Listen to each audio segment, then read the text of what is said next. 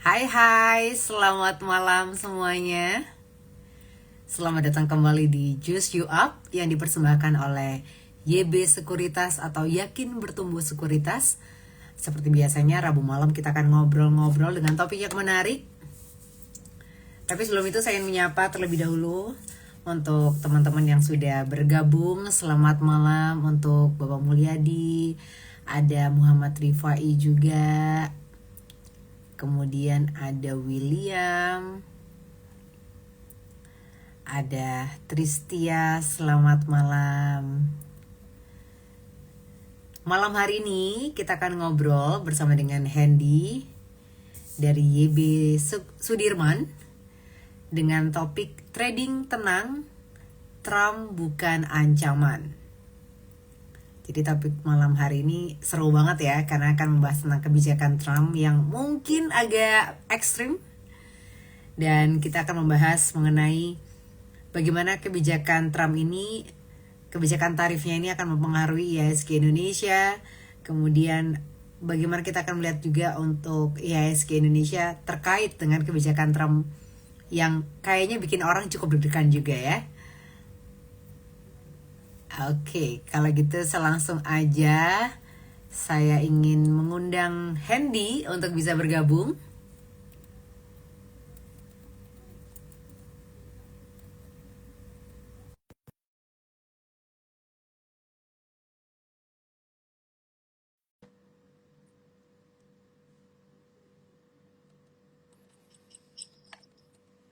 Halo, Hai, selamat malam malam Hendy. Ci.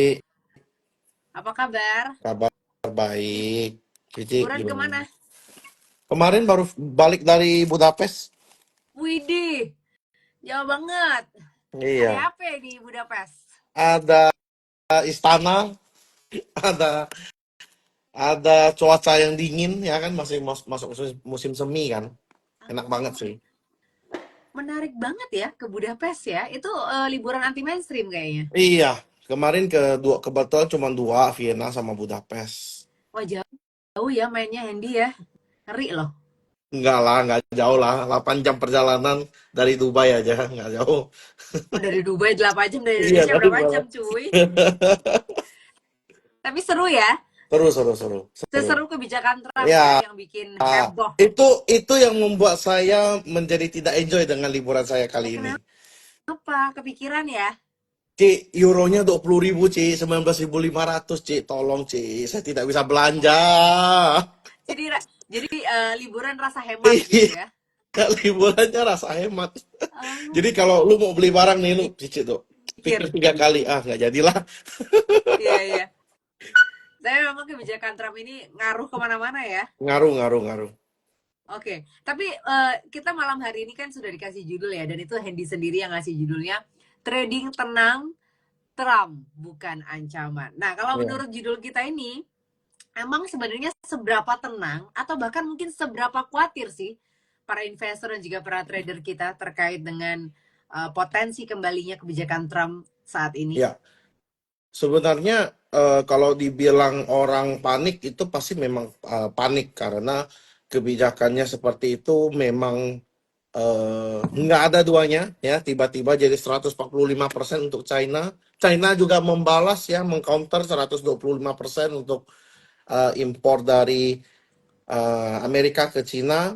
Jadi itu sebenarnya sudah sepertinya sudah terlintas gitu loh, sudah jalan karena IHSG-nya sudah penurunan sejak September ya, karena indeks MSCI, indeks apapun sudah underweight Indonesia karena secara satu mungkin dari satu sisi dari konversi mata uang.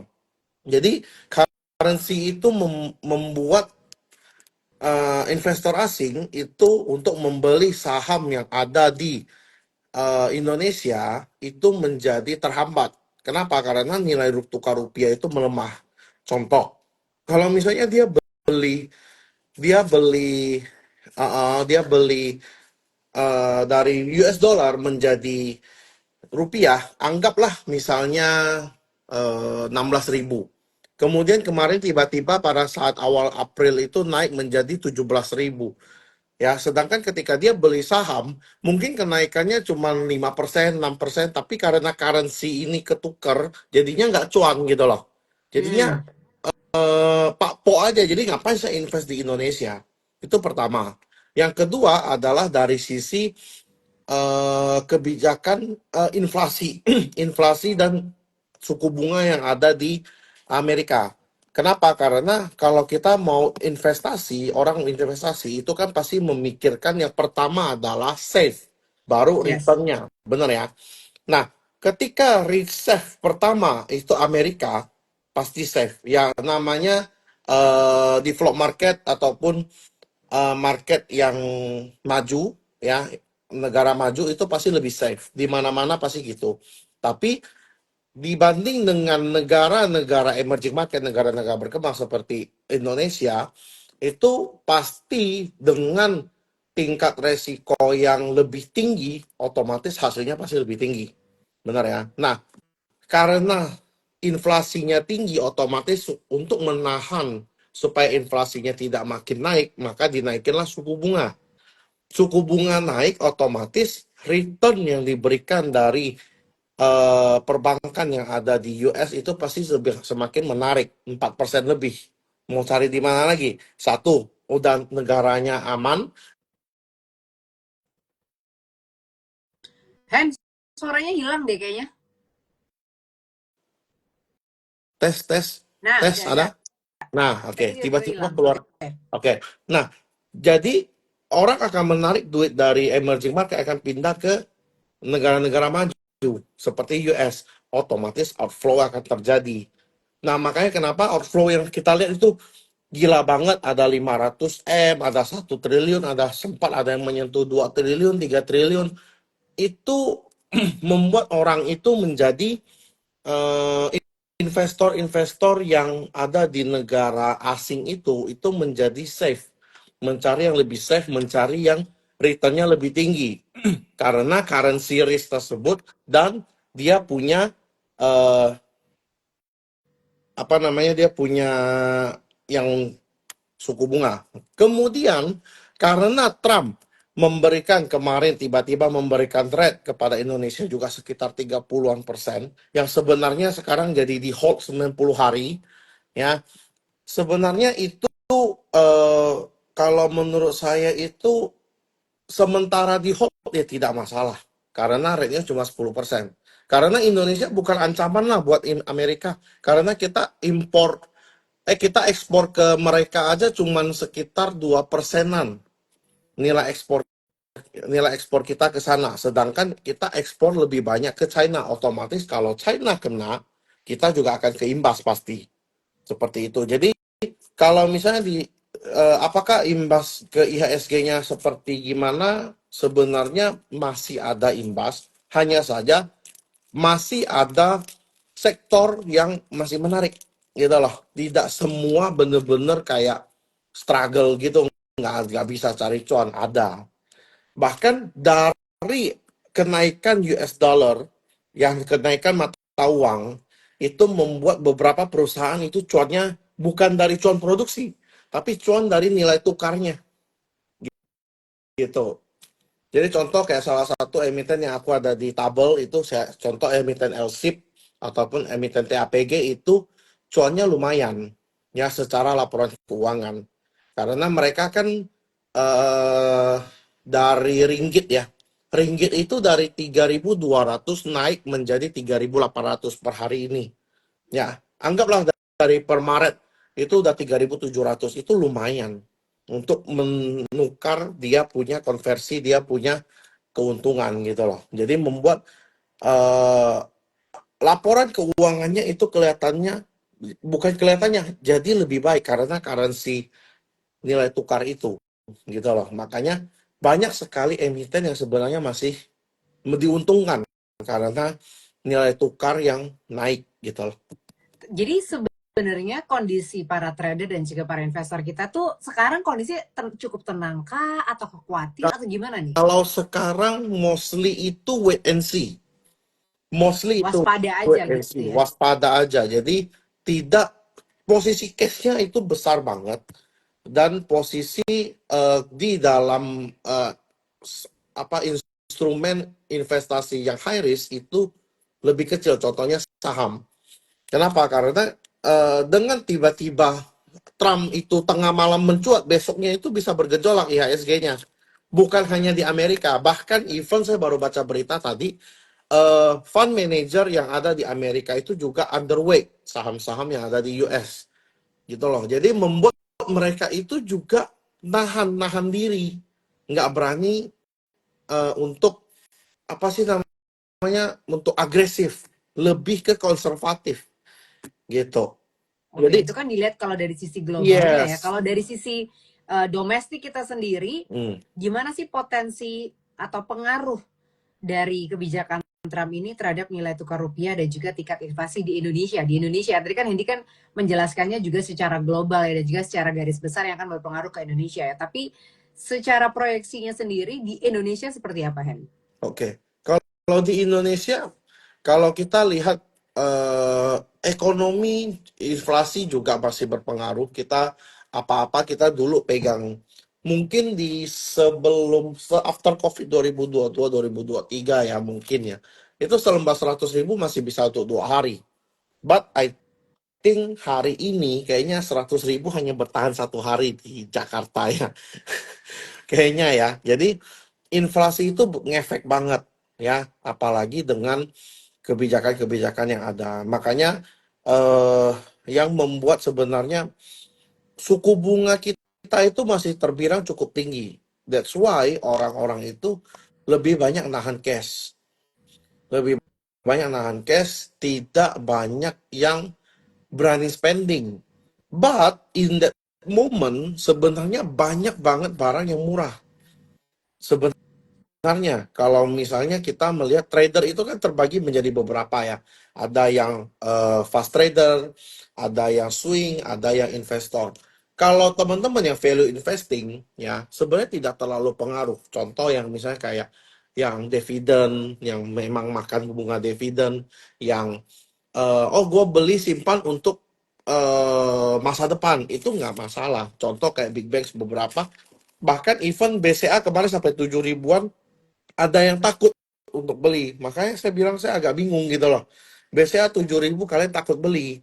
Nanti kalian bilang, oh nanti turun lagi, nanti BCA-nya kolaps gimana? Ya kita tahu BCA fundamentalnya seperti apa. Ini hanya gejolak ekonomi gitu maksud saya. Contoh kayak BRI juga dividen, dividen final dengan dividen interim total kalau average di sekitar 4 ribuan, itu lu punya dividen itu sekitar 6 sampai 8%, which is lebih bagus daripada lu beli ori sebenarnya. Ya, eh, yang dividen yang 1 tahunnya itu cuma berapa persen dan kena pajak lagi. Kalau kita saham itu cuma kena pajaknya 0,1%. Jadi akan berbeda gitu loh. Nah, dan pajak dividen cuma 10%. Jadi enggak, kalau untuk yang value investing itu tidak akan ada masalah. Berbeda dengan yang trader harian ataupun yang swinger, itu pasti akan bermasalah. Kenapa? Karena yang trader harian dan swinger itu hanya menunggu momentum. Ya, tunggu momen ada pluk masuk pas, oke, naik. Ketika dia naik, ambil momentum, take profit, selesai. Dan tidak bisa yang kita sekali beli kayak 2020 dulu. Ya, saya percaya banyak teman-teman yang angkatan COVID dan banyak juga yang enak. Oh, gue beli langsung hijau, besoknya gue beli langsung besok hijau. Ya sekarang nggak bisa gitu. Jadi market itu sebenarnya itu type game kalau menurutku ya, type game. Jadi mesti lebih sabar, mesti lebih tunggu, dan tidak bisa yang sekali beli itu langsung hijau tuh nggak bisa. Gitu sih.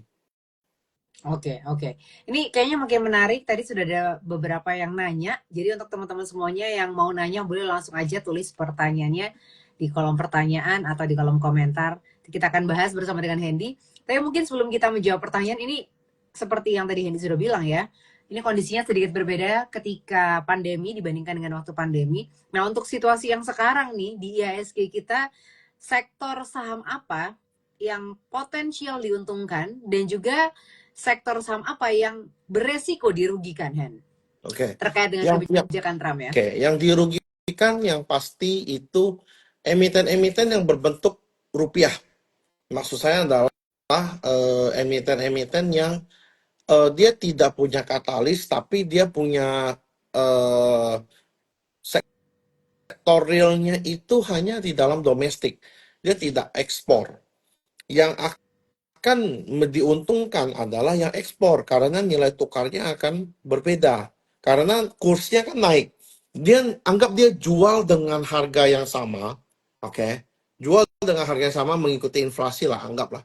Jual dengan harga yang sama, kemudian anggap dengan kuantiti yang sedikit lebih berkurang, dengan pengali kursnya itu akan dia untung gitu loh. Karena dia bayarnya USD. Contoh, saya beli dengan Cici, Cici setiap hari pesan sama saya, misalnya Milo ini ya, Milo ini misalnya, setiap hari pesan sama saya perbungkus anggap 1 US dollar.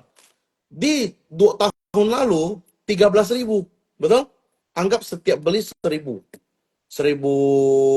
pieces. Kemudian di tahun ini Cici juga tetap beli sama saya 1.000 pieces. Tapi harganya tetap sama 1 US dollar. Tapi ketika saya convert ke rupiah, itu kan menjadi 17.000 ataupun 16.500 per US dollar. Bukan 13.000 lagi. Otomatis revenue yang saya dapat itu pasti lebih gede. Nah, emiten-emiten yang seperti itu yang perlu teman-teman cari. Contoh kayak kalau kita ngomong energi, itu ada Adaro, ada ITMG dan sebagainya. Itu akan mempengaruhi ke laporan keuangannya dia. Gitu loh. Cuman yang namanya kita ngomong laporan keuangan pasti delay. Ya, di laporan keuangan kan keluar per quarter, berarti 3 bulan sekali. Kita mesti cek 3 bulan sekali seperti apa. Nah, ini impact-nya itu bukan hari ini, tapi besok yang laporan keuangan yang akan datang. Kita tinggal lihat. Oh, ketika dia seperti itu, kondisi kurs seperti itu, permintaannya seperti apa, penawarannya gimana, kemudian dia punya penjualan seperti apa, nilai kursnya gimana. Pasti ada kelihatan tuh di laporan keuangannya. Otomatis ketika dia eh, perubahan kursnya itu akan mempengaruhi. Itu satu sektor yang ekspor. Ya, yang kedua adalah sektor teknologi. Karena di masa saat ini AI apa segala macam teknologi semuanya itu lagi booming. Termasuk ketika kita mau pakai teknologi juga kita pasti membutuhkan internet.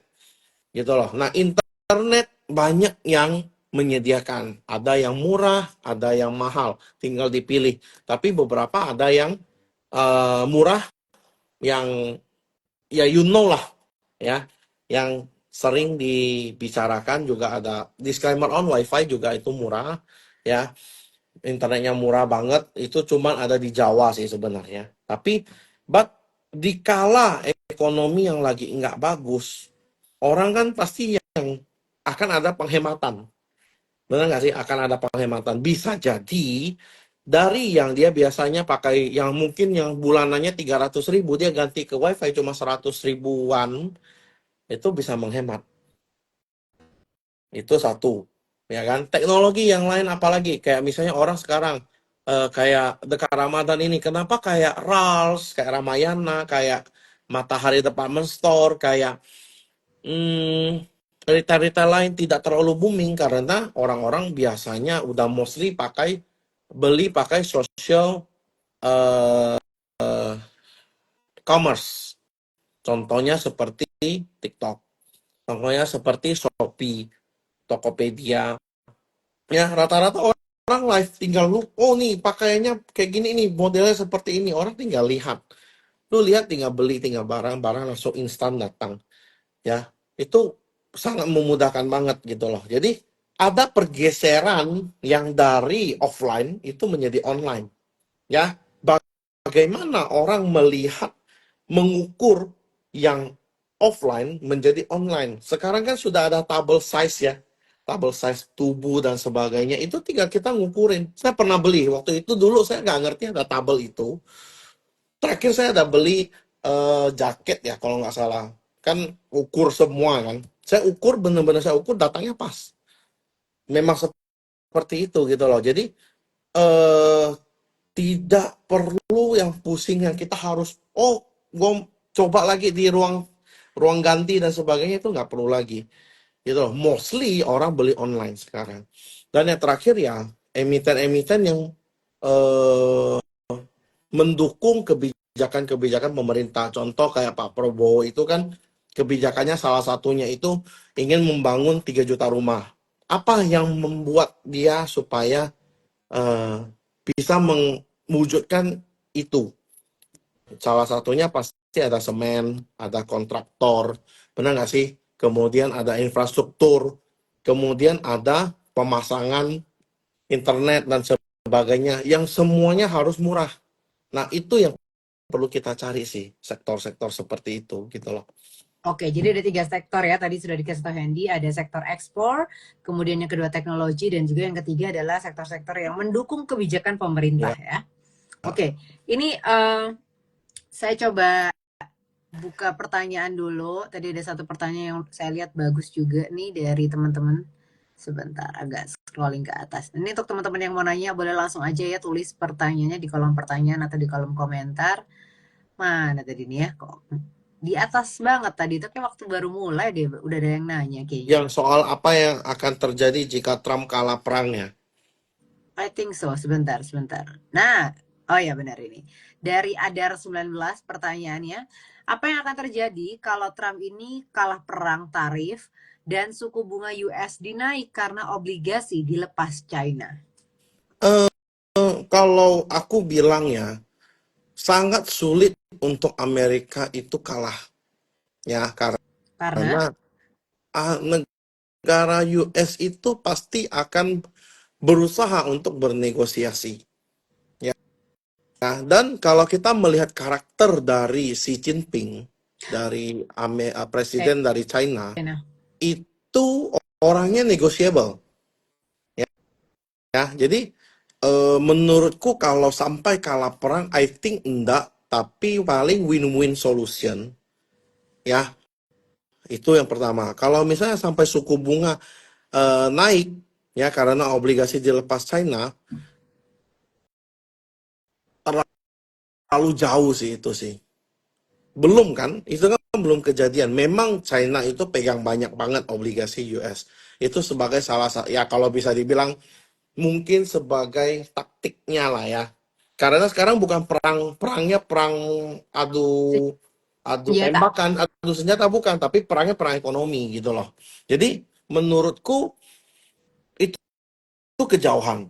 Belum tentu terjadi. Tapi kalau menurutku kayaknya Amerika belum, masih kan ada banyak yang bilang ya. Ini saya agak sedikit belok dikit. Tapi banyak yang bilang China itu negara yang akan menjadi negara maju di era kedepannya. Kan belum terjadi. Sekarang masih Amerika. Nah, saat ini kalau sampai Amerika itu kalah dalam perang ekonomi, saya takutnya akan ada PD3 aja. Karena Amerika itu mostly itu, kalau ini menurut pendapat pribadiku ya, disclaimer ya, ekonomi dia nggak bisa jalan, dia akan adu otot. Nah, itu yang berbahaya. Jadi, most likely itu kalau sampai Amerika kalah dalam perang ini, kayaknya enggak deh. Belum deh, kejauhan. Itu sih. Thank you. Oke, terima kasih untuk Adar 19 yang sudah ikut gabung nanya. Nah, ya, tapi sebenarnya tentang kebijakan Trump ini sendiri, sebenarnya sekarang potensi dari Trump effect ini sudah tercerminkah atau price in dalam valuasi pasar saham kita? Atau masih ada ruang juga untuk volatilitas tinggi di IHSG kita? Secara teknikal IHSG itu belum menunjukkan adanya sideways. Berarti dia belum menunjukkan sideways dan dia belum bikin new high. Dalam konsep Dow teori, ketika suatu instrumen investasi itu dikatakan uptrend, itu berarti ada higher high, higher low, higher high, higher low. Sedangkan IHSG belum membentuk itu. Otomatis price in belum terjadi. Itu yang pertama. Yang kedua, apakah masih bisa volatile? Masih bisa. Ya, kapan? Mungkin kalau kita berkaca dari histori ya, dari tahun yang dulu ketika Trump awal-awal menjabat juga, yang bikin kontroversial juga, itu kayaknya sekitar Q3 lah, itu bisa membaik gitu loh. Karena pasti dari bagian mereka itu punya kepentingan juga. Ya, nggak mungkin nggak ada kepentingan gitu loh. Ya kita nggak tahu kepentingannya dalam bentuk apa. Apakah bisnis kah? Apakah dalam sisi ekonomi global kah? Ataupun ada dari sisi apapun. Cuman yang bisa kita lakukan hanya saat ini eh karena volatilitasnya tinggi, lu harus perhatiin emiten-emiten yang kamu beli. Tidak semua itu works gitu loh. Ketika lu udah beli di kayak hari ini, kita ada call Inco, kita ada call BRMS dari kemarin, itu pada con. Tapi kita semuanya fast trading. Tidak ada yang saya suruh hold. Ya, tim saya juga saya tidak ada yang suruh hold. Pokoknya buy on support, sell on resistance.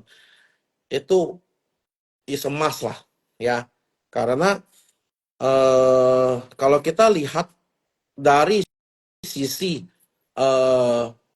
technical juga masih belum oke IHSG gitu. Oke.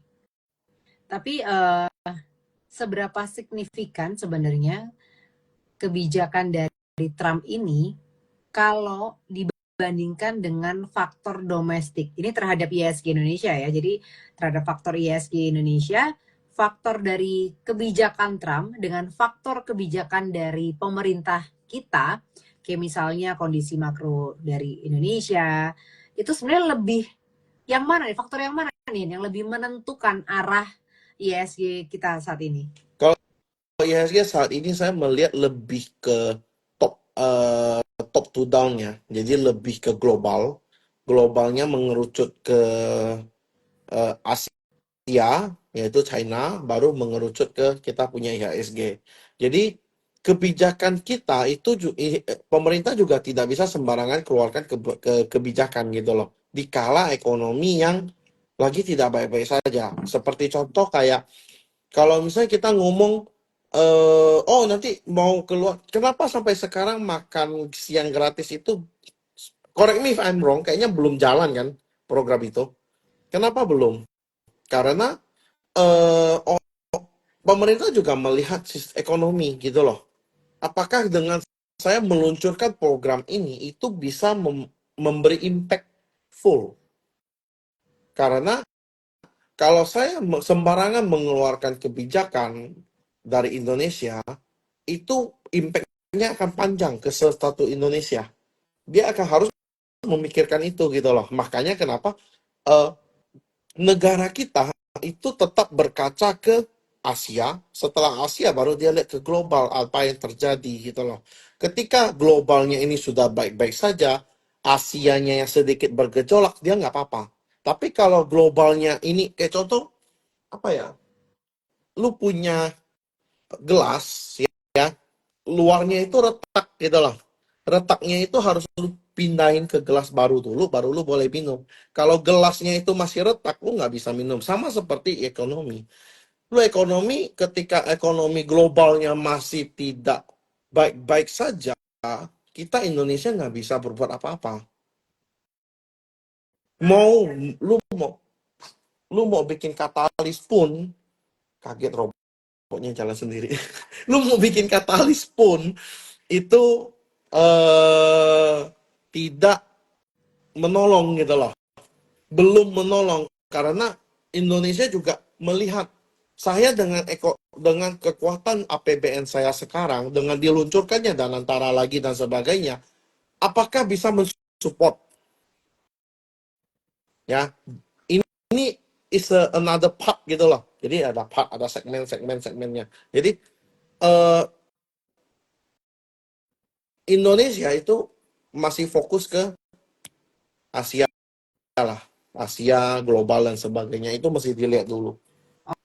Oke, jadi faktor global itu yang mempengaruhi paling banyak ya, baru mengkerucut ke Yes, faktor domestik ya. yes, Oke, itu. oke.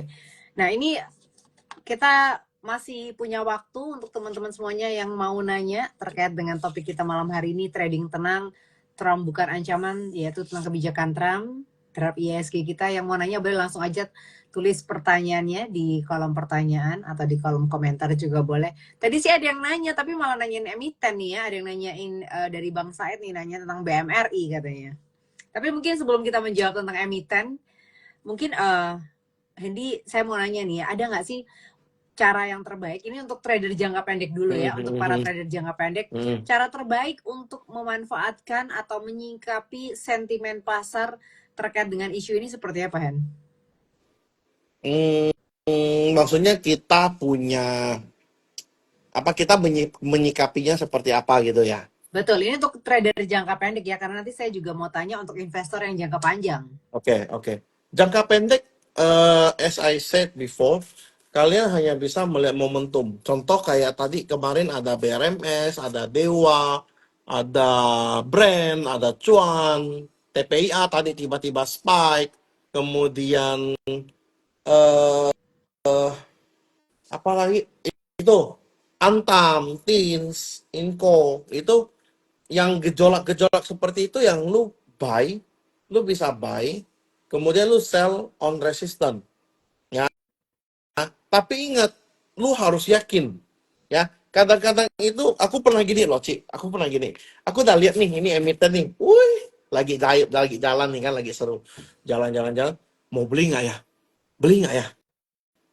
Aku cek chart dulu deh. Cek chart. Oh, bagus sih. Tapi lihat, udah sampai resisten. Beli nggak ya? Nanti dia bisa break kali ya. Ah, gitu loh. Ketika lu tidak yakin, ya, jangan beli. Itu aja. Itu the key. You play the momentum. Karena momentum itu tidak bisa datang dua kali. Saya selalu ingat kata-kata itu. Momentum hanya datang satu kali, lu ambil decision cepat. Kalau lu nggak bisa, skip.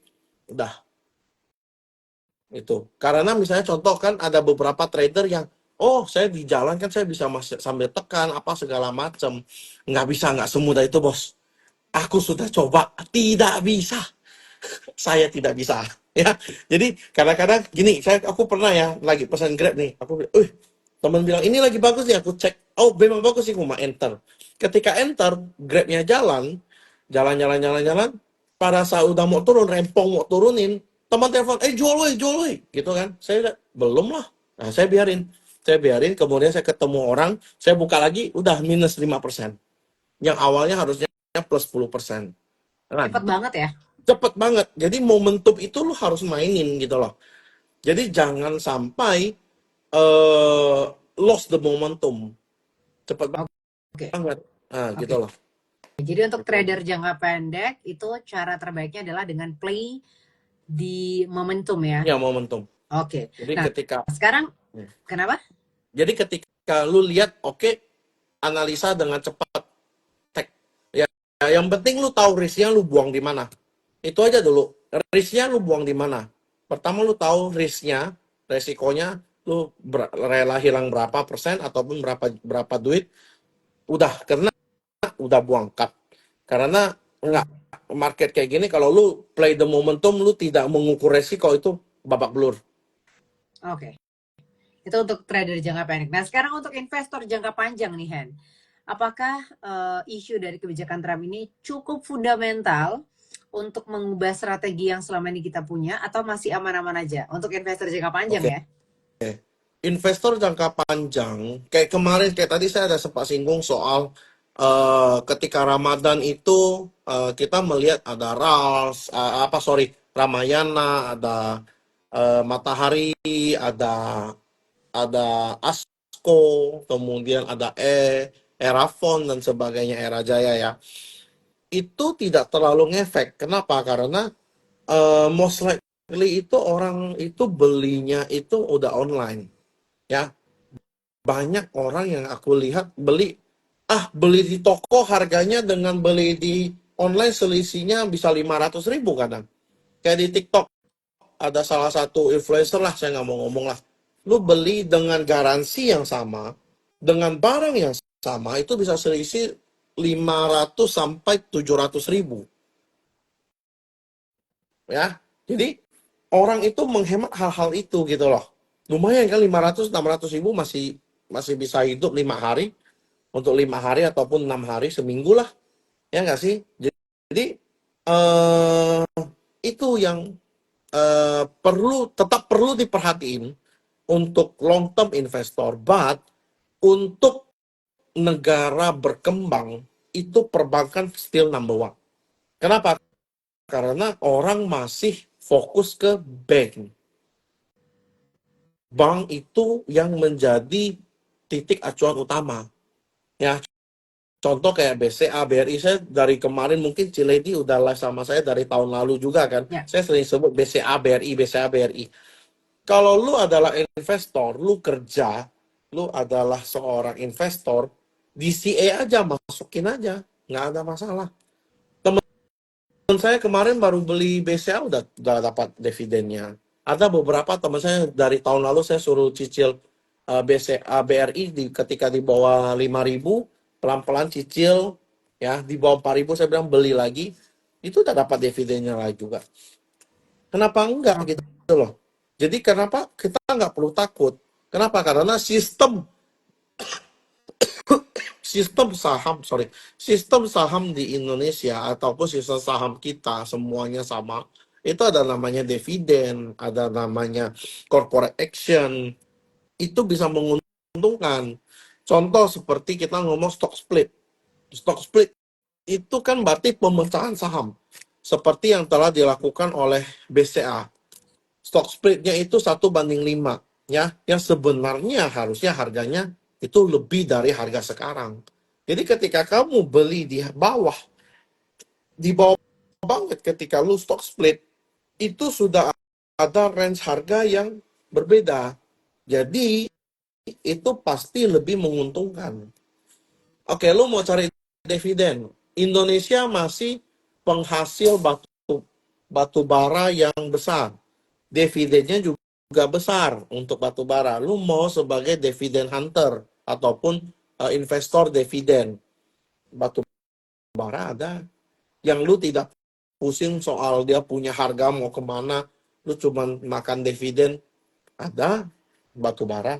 Yang penting lu uang dingin gitu loh. Nah itu investor. Jadi banyak sekali sektor yang bisa diperhatiin, ya. Investor itu juga memperhatikan ada PBV, PER, ada EPS dan sebagainya. Karena kita punya perusahaan, ya. Perusahaan itu yang kita lihat adalah apa? Neraca, kas, kita punya aset, kita punya penghasilan, pengeluaran, untung rugi, pinjaman dan sebagainya. Ya, lu nggak usah pusing. Oh ada debt lah, ada EPS lah, apa itu bahasa planet. Lu pakai implementasi untuk ketika lu menjalani suatu bisnis saja. Apa yang perlu kalian perhatiin? Itu checkpointnya. Gitu aja sih. Jadi ketika perusahaan gede, kayak contoh BCA, BRI, ya Mandiri, BNI, Astra, apalagi, ya itu mostly oke gitu loh. Cuma Astra itu kan lebih ke cyclical ya. Itu adalah emiten siklus. Jadi nggak bisa yang lu coba cek 10 tahun lalu dengan hari ini, pasti nggak kemana-mana gitu loh. Paling cuma makan dividen. Tapi kalau lu beli banks, itu most likely-nya naik. Memang harus agak sabar. Gitu sih. Oke, ini ngomongin tentang perbankan ya. Tadi kan ada yang nanya tentang BMRI ya, ini ya. Mungkin Hmm, sekalian boleh kita jawab sebelum nanti akan ada satu pertanyaan terakhir. Ini pertanyaan dari Bang Said nanya tentang BMRI kok gimana? tentang mandiri ya. Mm-mm. Hmm, BMRI. Mandiri ini masih fase downtrend, ya, kalau dia jebol area 4270 itu bisa ke level 4000 bahkan 3700-an itu. Jadi Oke. harus jaga level 4270. Kalau dia jebol itu bisa ke level 4000 atau bahkan di bawah 4000. Oke, itu untuk BMRI ya. Ya. Oke, Hen, untuk menutup pembicaraan kita terkait topik trading tenang, Trump bukan ancaman ini, boleh dong dikasih tipsnya untuk bisa trading tenang di tengah ketidakpastian ini? Ya, kalau kita ngelihat kayak saya sekarang mostly itu emiten-emiten yang aku lihat yang menarik itu ya cuman kayak sektor teknologi ya, yang kita bisa beli buy on support, sell on resist. Cuman ya lu mesti lebih sabar, nggak bisa yang lu hari ini berharap beli besok langsung hijau, nggak bisa. Karena flow-nya random. Kadang-kadang bisa tiba-tiba yang itu yang jalan dulu, besoknya yang itu yang jalan, gitu loh. Jadi eh, aku pernah ada satu temen itu lucu banget. Jadi kita beli sama-sama saham teknologi, ya. Cuman dia belinya A, saya belinya B. Kebetulan punya punya dia jalan duluan, ya.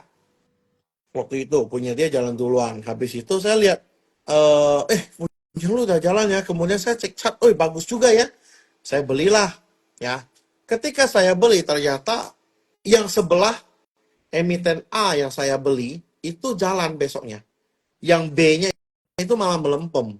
Jadi nggak bisa yang lu berharap flow-nya ini kan gini loh. Flow-nya itu tidak kayak ini IHSG, oke?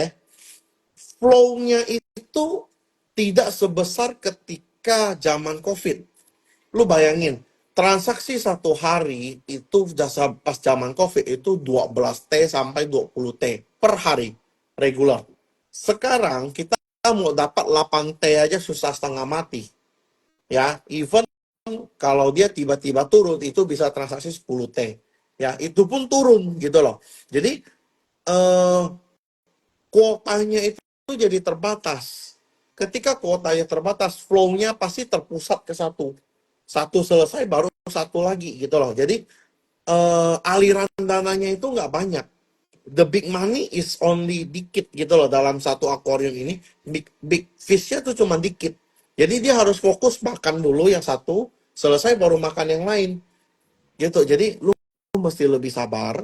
Yang pertama, yang kedua, lu mesti perhatiin momentum dengan baik. Kemudian analisa momentum dengan cepat dan tepat. Dan if you cannot do that, wait and see. Stop, stay cash is better. Oke. Oke. Yang kedua, itu untuk trader. Untuk yang investor, ya BCA 7.400 masa lu nggak mau beli sih? Gitu aja. Ya, BCA Oke. 7.400 masa nggak mau beli? Banyak sekali emiten yang murah as fundamental company ya. Bukan fundamental in economy. Fundamental the company is still good. Masih bagus, lu tinggal cari. Ya, jangan terlalu termakan. Ini saya ada satu cerita lucu banget nih. Ini saya lagi di rumah teman saya. Jadi dia merekomendasikan teman dia untuk konsul dengan saya. Saya bilang, ketika BCA di bawah 8.000 kamu beli, saya bilang. Oke? Kemudian pada saat dia di bawah 8.000 dia udah beli. Kemudian ketika BCA itu waktu setelah buka yang liburan kemarin, Ci. Mhm. Yang liburan kemarin, itu kan Mhm. BCA-nya turun tuh. IHSG-nya langsung berhenti kan. Ketika dia sudah open, dia jual. Dia mendengar temennya ngomong, BCA jual. Kenapa? Tidak tahu. Jual aja dulu. Saya bilang, kenapa kamu dengerin dia? Kamu tanya saya. Bukannya saya sok pintar ya, tapi maksudnya itu atas dasar apa dulu dia suruh kamu jual. Benar nggak sih? Lu harus ada satu alasan konkret yang membuat, oh, ala BCA ini lu boleh jual. Jadi bukannya serta-merta lu hanya dengerin, oh dia jual ya, ya udah gue jual juga deh.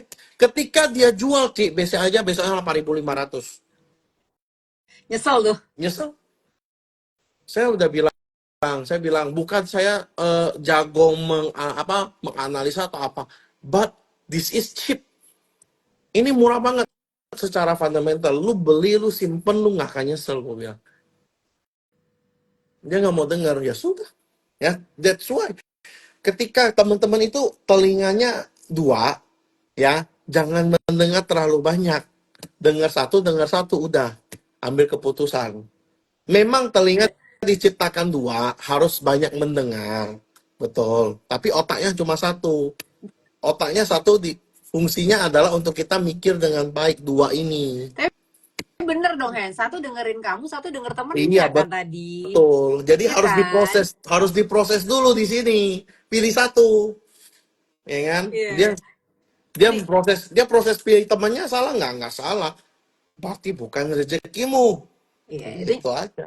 katanya nyesek tuh pasti ya, Iya, nangis katanya nyesek, dia. nyesek. Itu ketika aku pas sampai ke rumah temanku ini lagi ketawa tuh dia tuh. Dia lagi eh ceritain, ya sudahlah, mau gimana? Kita nggak bisa nyalahin orang. Dia nggak mau denger, ya udah terserah gitu. Iya, Ya iya. nggak apa-apa. Gitu sih, Ci. Jadi menurutku jangan terlalu banyak mendengar yang duluan. Lu boleh denger, lu nggak harus dengerin saya. Apa yang saya omongkan juga kalian nggak boleh percaya. Kalian harus lihat by data. Cari datanya. Bener nggak sih apa yang Ko Hendy ngomong? Bener nggak sih yang si A ngomong? Bener nggak sih yang si B ngomong? Ketika bener, lu baru menerapkan ke dalam lu punya investasi. Ketika tidak bener, jangan dipakai. As simple as that, gitu loh. Jangan jangan apa mudah mudah apa orang ngomong ringan telinga. FOMO, FOMO ya. Iya, jangan terlalu ringan telinga gitu loh. Itu Oke, sih. oke. Wah, seru banget nih ngebahasnya ya. Terima kasih banyak untuk Hendy yang malam hari ini memeriahkan Rabu malam. Thank you. Terima kasih juga pastinya untuk teman-teman yang sudah ikut bergabung di Juicy Up malam hari ini. Semoga pembahasan kita malam hari ini bisa membuat hati cukup tenang ya di tengah ketidakpastian dan juga ada kebijakan Trump yang menghebohkan perang Cina. Dan tapi mungkin ditutup juga ya. Ini saya lihat di meme gitu ya, Hen. Ternyata Donald Trump ini katanya zodiaknya Gemini. Nah, Presiden China itu Xi Jinping juga Gemini. Jadi satu dunia digembarkan oleh dua Gemini. Pantesan aja katanya orang-orang nggak suka sama Gemini ya. Iya, iya, iya, iya, betul ya. Betul ya. Oke. Oke, terima kasih banyak sekali lagi Thank Hendy you. untuk insight-nya malam hari ini. Terima kasih juga untuk teman-teman. Akhir kata saya Lady Leo pamit, Hendy juga pamit. Terima kasih, selamat See malam. you. Bye-bye. Bye-bye.